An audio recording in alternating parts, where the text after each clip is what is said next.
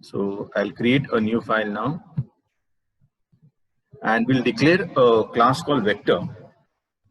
Okay, so we have class name. I'll keep v capital vector. Okay, in this we'll write my constructor. So my constructor is init, okay, and in this we are going to pass the two vector values, or you can say the vectors itself or the values. Like let us say we'll keep variable as a and b. Okay, and let us initialize self.a equal to a and self.b equal to b. So whenever I declare create an object of the vector, okay, I'll be passing two parameters. Right? So let us quickly write or create the vector. I'll write v1 equal to vector into bracket. I'll pass the values of a and b. So let us put say 2 and 10. One more vector v2, and we'll put some values here. Let us say 5, and let us keep one negative value as well. So -2. Okay. Now, in this example, what I want is I want to add v1 to v2, so that my new vector is 2 plus 5, that should give me 7, and 10 plus into bracket -2, that will give me 8. Okay, that should be my new vector. So if I print it here, let us say print, okay, and I say v1 plus v2, okay, without performing any extra, you can say, overloading, and I am trying to display the values of the vectors after performing addition. And when I run this, I get an error message which says that unsupported operand. Okay, your plus operator. That means with the plus operator, I cannot perform addition of the vectors which we have. That is, we have two values in the vector. So I cannot do addition of 2 plus 5 as one element, and then 10 plus -2, that will be my next element. That is not possible. Now to get things on the line, what I can do is I can write my own function, okay, or I can perform overloading. The operator for which I'll be performing overloading is your plus operator. Okay, so let me write up the method here. So I'll write def, and for the plus operator, the method which is used is the AND method. So it comes with a add, sorry, not AND, add. Okay, like this. So this method is nothing but it gets executed whenever I'm using the plus operator to perform any calculation. Okay, so here I'll have add into bracket, as you know, the first keyword self, and I'll just pass some value here, that's the other. Okay, so when I'm calling, when I'm using the plus operator v1 plus v2, what will happen is, it is in self I'll have one value, in other I'll have the other value. So I can perform the addition like this. I can just say return, let me return the value directly, because addition is going to return after performing the addition. Okay, the value. So it will be self plus dot a. This is my first value. Okay, plus, and the other value is in other, the dot a. Right? The variable is a. Please remember, for vector, the first vector, that is v1, it will be referred by self, and v2 will be referred by others. Okay, then I can put the second value, so comma self dot b plus other dot b. Clear? So one more thing, I am not going to return multiple values. I am going to return a vector.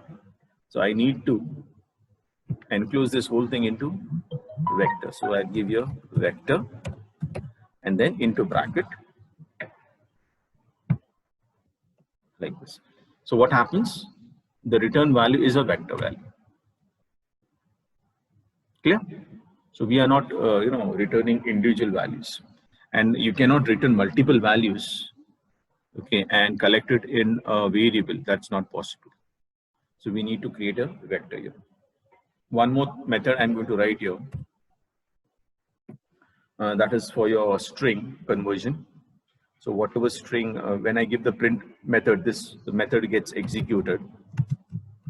So I can write str, okay, and round bracket I'll write self colon, okay, and return the string which we want to return is vector into bracket %d. I'll put %d. Let us put a comma as well. Round brackets complete. I'll put a comma here so that it looks like a vector. Okay. After the single quote is over, I'll put the ampersand sign, and the parameters which I want to display in the place of %d will be self dot a, and the other one will be self dot b. Clear? Complete the round bracket here. This is over. So what happens is when I make a call to this print function, actually this method also gets executed. Okay. And whatever this add, the operator, plus operator, performs the addition and gives me the vector back. So I'm able to display the value of the new 2 plus 5, that is 7, and 8. Clear? Let us run this. Okay. Now you can see this answer vector 7, 8. Now suppose I do not write this function at all. Let us remove this. Okay, and I just run it. Okay, you can see this error coming here because this is not able to print the vector which I have returned back. Okay, and there's the reason I need this method. So what happens when I give this print also, this method gets executed and this string is returned back. And this whole thing becomes like print into bracket, the string which I'm passing, vector %d, comma %d, then the quotes, single quote completed, and the parameter list. Okay, clear? And if I do not have this add method defined, it's going to give me an error. So whenever you want to perform any operator overloading, you can write your own code, okay, and use it. There are many more operators which can be overloaded, but we are not going to take those examples. Okay. Just to give you an idea about operator overloading, we have taken this example. If you have any doubts, you can ask me, or else we'll move further and talk about data hiding or encapsulation, which is known as encapsulation. In fact, I showed you how to create your private variable and your protected variable last time. Okay, using your double underscore and your single underscore. I'll take a small example for that data hiding as well.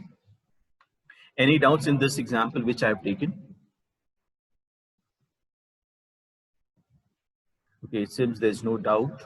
So let me save this file first. Operator overloading 1.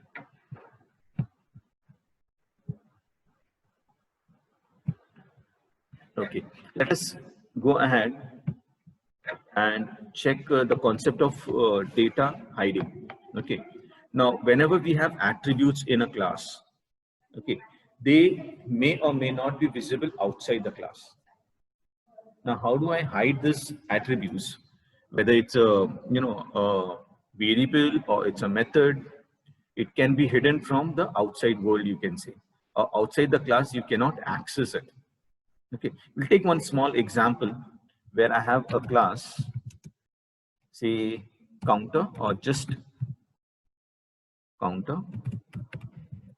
Okay, and here we'll declare one variable called with the, you can see double underscore sign. As soon as I put the double underscore sign, it becomes a private variable. Okay, so my private variable name here is, let us say, secret counter, secret count. Okay, any variable name which you want, you can give it. But if it is starting with double underscore, please remember it will become a private variable. I'll assign this to 0. Okay, let me define one method. So we have def say count. Now here I have not made use of the double underscore, neither a single underscore. So this becomes a public method. Okay, this is a public method. It can be easily accessible outside. So self, put a colon, and I can write self dot. Now if I want to access secret count, I need to put double underscore and the variable name. So secret count is there. Yes, it is. Okay, and I can add one to this. Okay, and I'll print this out. So I'll say print and self dot secret count. Okay, so this is my one method. Now let us go outside the class and quickly create an object of this particular class. To create the object, I can write say counter equal to, now the name of my class is just counter. Okay, and we don't have any parameters to be passed here, so my round brackets remains empty. Okay, so counter equal to just counter, and I'll make a call here, counter dot count. So we have a method here, count, and so call this out. I'll call it twice to check whether my count is increasing. Okay, and we'll print. From outside also, I'll try to print the value of this secret count. So I can write counter dot underscore secret count. Okay, now it's giving some error here, undefined name, just counter. What is the spelling? Oh, sorry, just C. It is just counter. Okay, now this is fine. Fine. Let us run this one. Okay, and now you can see the attribute error. Okay, it says just counter object has no attribute underscore this double underscore secret count. Okay, so it's not accessible outside the class because we have made it private. The only way of accessing the private variables would be through the methods which we have, which is again a part of the same class. Okay, so let us mark this as a comment. Okay, and now I'll run this. Okay, now you can see this values getting printed 1 and 2. Clear? Now, what is the difference between private and protected? Please, this is your, you can say, homework. You can just find out the difference between a protected variable and a private variable. Okay, and there's a relationship between the protected, private, between the inheritance also. So one of the object-oriented concepts, and you can also read about encapsulation. Okay, this whole concept will give you some idea about the object-oriented programming. Clear? Any doubts here? This example is just to show you how to create a private variable so that we cannot access the attributes from outside the class. Okay. Now let us go ahead and do some file handling. Now in Java, basically we can do file handling using the basic Java which we have, or we can also make use of pandas. And pandas being an open source, a different library altogether. So first we are going to check some examples using the inbuilt functions which are available in Python itself. and how we can open the file, read a file, and write into the file. Okay, so we'll create a new file. Okay, now there are some two functions which you should know for reading your input from a file. The first function is your input function, and there's one more function called raw_input. Okay, so it is like this. Input function, we already saw this before. This one function, and the other one is raw_input. Now, the second function, raw_input, is not supported anymore. It was supported in your Python 2 version. Now, in Python 3, input is the only function which is supported, and it can be used. Whereas raw input is deprecated now. Clear? So this is my input function if I want to read content from the file. So do not make use of this raw_input.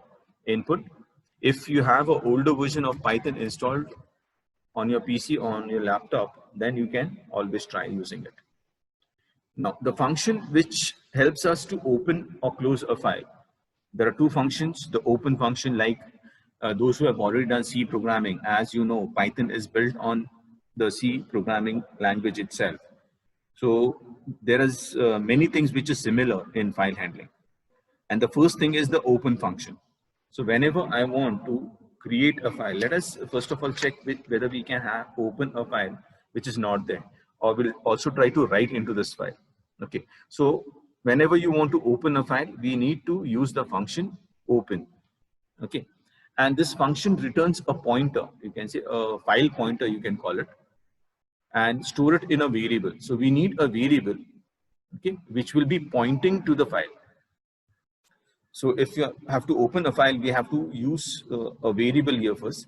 Let us say file open. So FO equal to open into round bracket. The name of the file will come in double quotes. So there's a string here. So let us say I give a file name as try.txt. Okay. And the second parameter is the mode. So in which mode do I want to open this file? So if I want to open this to, write into, because I do not have any file right now. So I will write into the file. So I'll again put double quotes and I'll write W to open the file in write mode. Clear? And there are multiple modes which are available. I'll quickly name some of them. Like we have used W here for write mode. We also have the other mode like read mode where we use R. Okay, so read mode will point the pointer at the beginning of the file. Okay, and we can also have two different versions of read and write.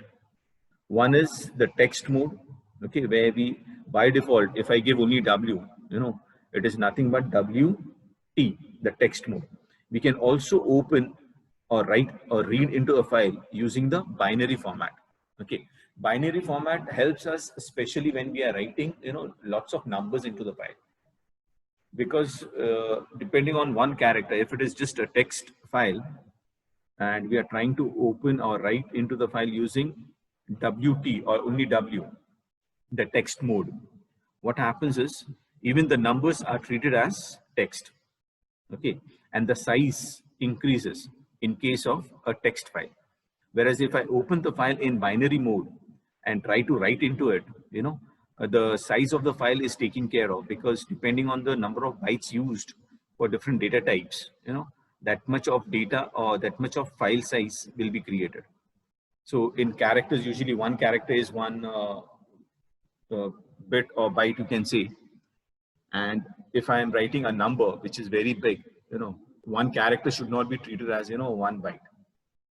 And that is the reason in many places you'll find that instead of opening the file in, just W, they make use of WB. Your B stands for your binary mode. Okay. So whenever I make use of WB, it will open a file for writing in binary mode only. Okay. And if suppose, let us say this file which I'm using here, try.txt, it is already there. So in that case, what is going to happen? It is going to overwrite that file. Okay, so be very careful when you're opening a file in the write mode. see that if might be you have already written something into the file and that is a very important file, and you open that file in WB mode, what will happen? The previous data will be lost. Okay, so you need to be very careful while opening the file. If the file does not exist, then it's fine to open it in WB mode. Or we can also have, there's one more version of your write mode, that is W plus or WB plus. If I put a plus sign, okay, that indicates that I want to open the file in the write mode, plus I also want to read from the file. Okay, so if I want to perform writing and reading together, then I can make use of this mode WB plus, or even if you want, you can also put W plus. Okay, now comes an option like, suppose my file is already there, I don't want to overwrite that file. Then what do I do? In that case, I need to open the file in the appending mode.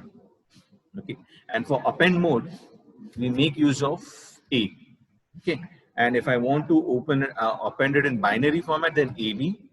And if I want to perform both, read, write, everything, okay, reading also, so I can put a plus sign in after that. So this AB plus indicates that I'm going to open the file in append mode, okay, plus it is in binary format. So whatever I'm going to write will be in the binary format, and plus indicates that I'm also going to read from the file. Okay, now to take an example for today, we'll open this file into a WB mode. So I'll remove this and just put WB. So I'm opening a file in write mode, and I'll be using the binary mode to write into the file. Any doubts here? Fine. So let us print the file here. I'll say print name of the file.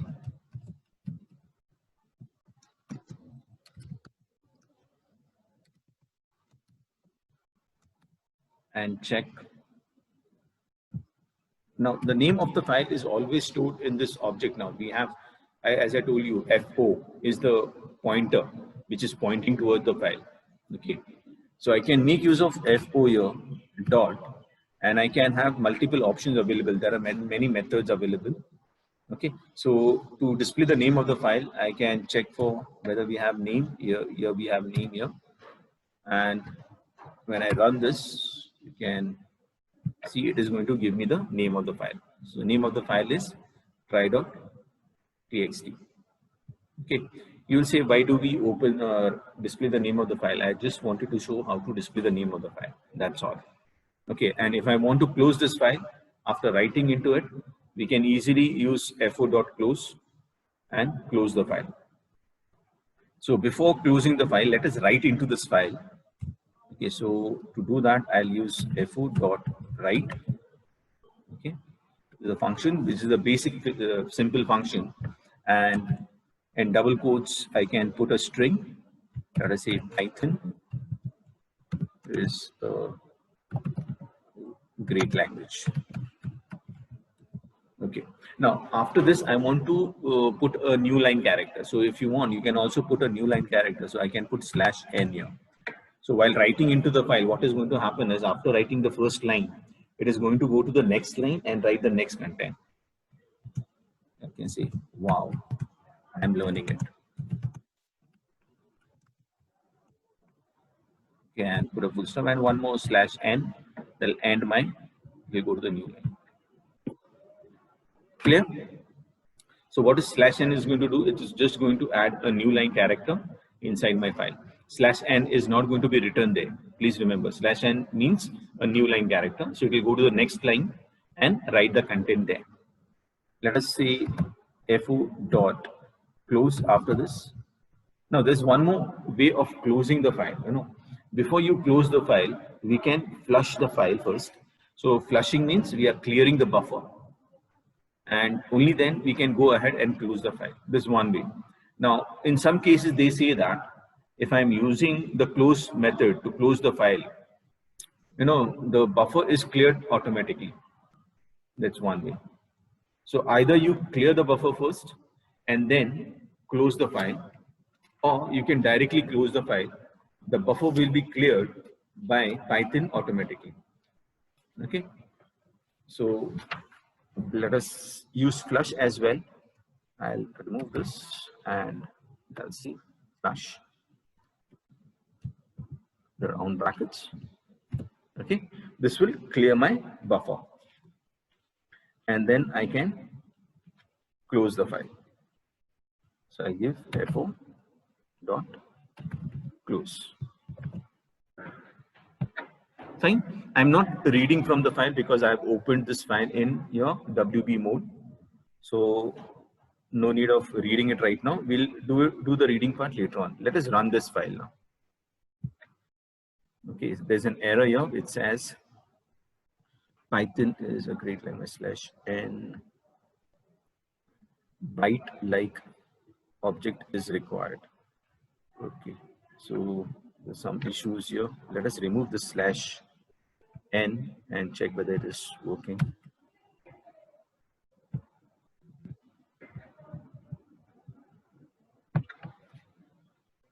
Still there's a problem.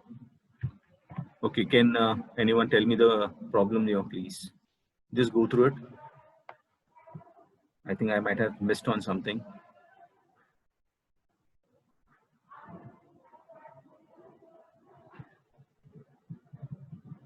Let us remove this binary mode and check it out. Whether I'm able to write. Okay, I'm able to write when I remove this binary mode. Let me check it out.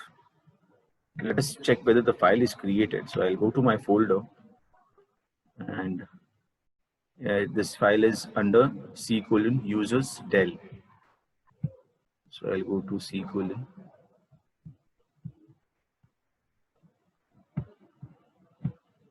Okay, and del.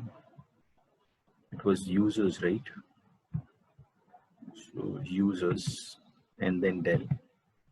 Okay, here's the file. Try. Okay, and now you can see file is great language. Wow, I'm learning it. Let us put the /n character again. I'll keep this minimized, and I'll put /n here, and one more /n here, and then run this. Okay, so works fine. I'll come back, open this file. Now you can see this, it has gone to the new line character. So because of this new line, it's come down, and here I have got the second line. Okay, and there's a space there because while writing into the file, you can see there's a space here. So I can remove the space as well. Okay, and let us save this file. File handling. Let us say file handling. The first program, Python files. We save this. Okay. When we come back later on, we'll also see how to get why that error for binary file was there. Okay, I'll try to get the solution for that. Now let us do few more things. If I want to read from the file, now what I'll do is instead of opening the file in W mode, let us put this in R+ mode now. The same file. I'll remove this statement which I have. So I'll just comment this part here because my file already exists now. Okay, and to read from the file, the function which is available is read function. So let us create a variable str. I'll write equal to fo.read. Okay, this is the read function. Now it takes a parameter, how many characters I want to read, that can be passed here. So if I pass say 10, what will happen? Only the first 10 characters from this file is going to be read. Okay, so one more thing, if I do not pass any parameters, whether it's going to work, you need to check that as well. Only read, whether it will read the full file together and store it in str, we'll see that as well. Okay, so right now we'll put 10 here and try to display the content. So after this, I'll print the value, and later on we'll use only read without the value, you can say the offset, or you can say the size which we have passed in the read function. So here I'm going to give the print function and display the string which we have read. Okay, let us run this. Okay, Now you can see this, we have only Python is up to that much characters, they have read it. Now if I remove this 10 and keep this empty, what will happen? Okay, the full content of the file which was read is stored in str and I get all the values. Clear? So whether you want to read a character by character, you can enclose this read function inside a for loop, read one character at a time from the file, multiple characters, or the full line also. If you want to read, you can read it and you can perform some operations on it.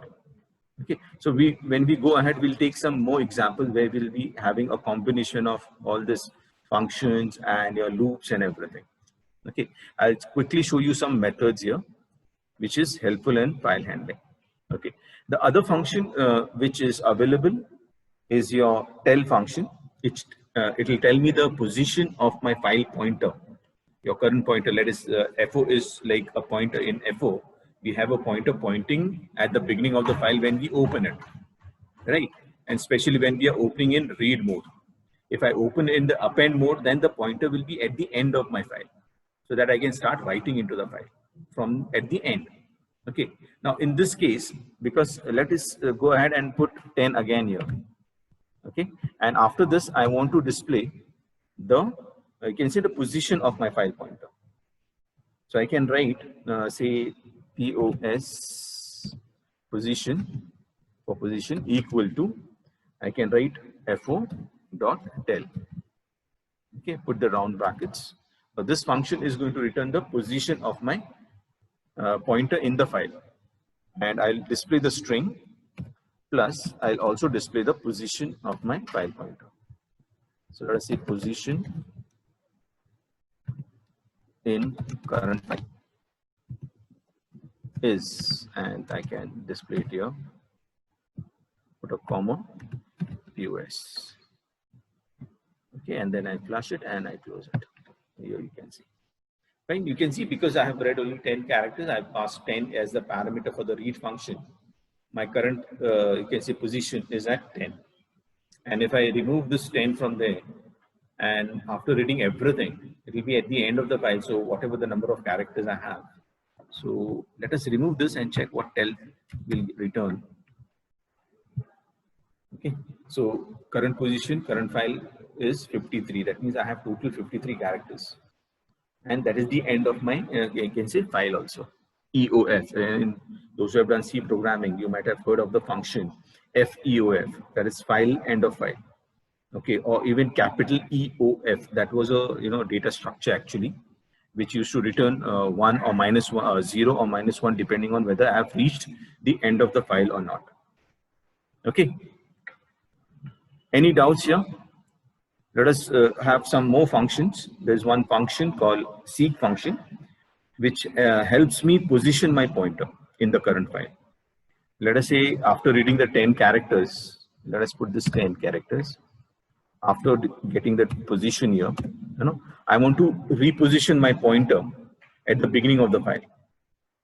Okay, so I'll write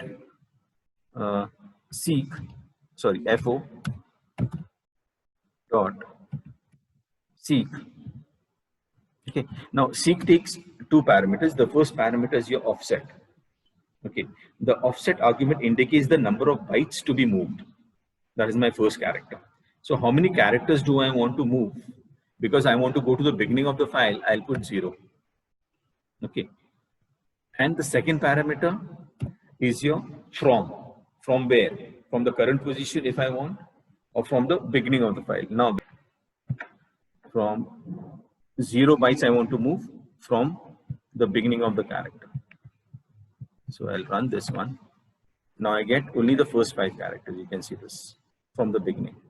Okay, 1 indicates from the current position. So if I give from the current position, like instead of giving POS was pointing to the current position, right? So instead of giving the variable POS, I can give 1 here. So there are only 3 values which is taken by this seek function.